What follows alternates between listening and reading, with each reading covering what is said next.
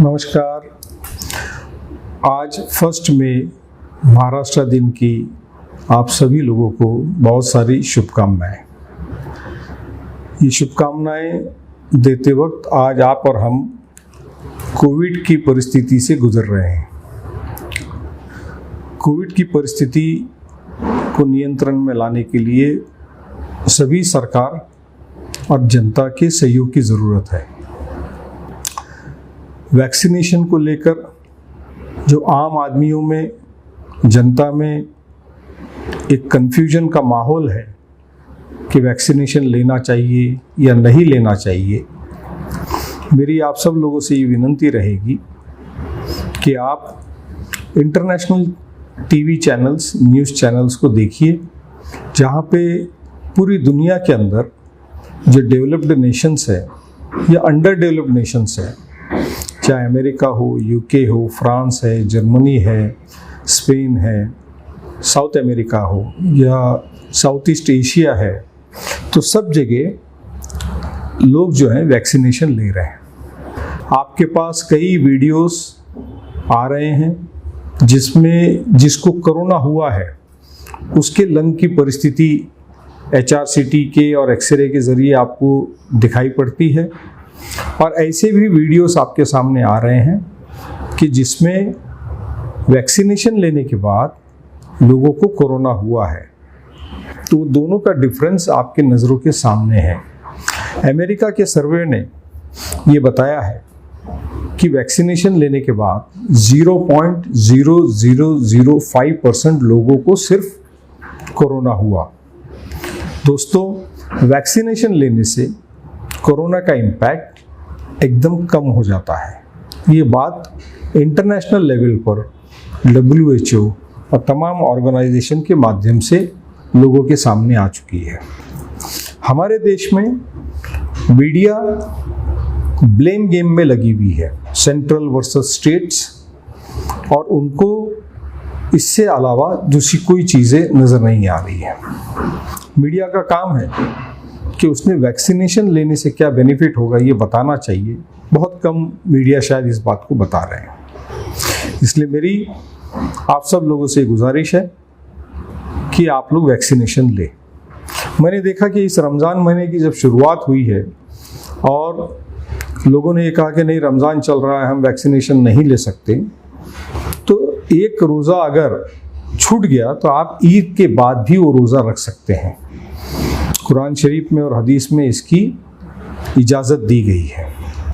मगर अपनी जान को बचाना, अपनी फैमिली को बचाना, ये आपकी अपनी जिम्मेदारी है। मैं आपको ये बताना चाहता हूँ कि ये कोरोना अगले 2 साल तक कम से कम चलेगा। हिंदुस्तान की 135 करोड़ जनता में से 18 साल के नीचे के बच्चों को छोड़ दिया जाए तो बाकी के लोगों को अगर वैक्सीनेशन देना है तो 100 करोड़ जनता है, मतलब 200 करोड़ वैक्सीनेशन की ज़रूरत पड़ेगी। आज पूरे इंडिया में हम सभी सरकारें मिलकर के 20 lakh vaccination on an average दे रही है।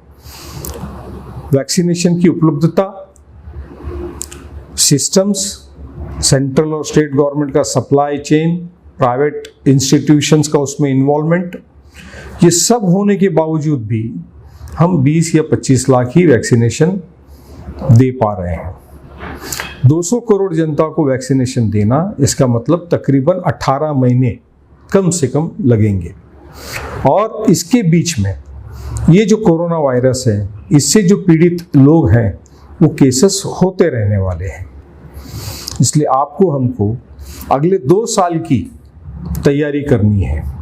अपने सेहत का ध्यान रखना है, कोरोना महामारी से बचना है, मास्क पहनना है, major gathering social, political, religious में नहीं जाना है, और गवर्नमेंट के दिए हुए तमाम गाइडलाइंस को फॉलो करना ज़रूरी है। मैं फिर से रिपीट करता हूँ कि ये स्टैटिस्टिक्स अगर आप देखिए कि 200 करोड़ जनता को वैक्सीनेशन देना है, 100 करोड़ जनता को 2 डोज देना है, मतलब 200 करोड़ लोगों को देना है।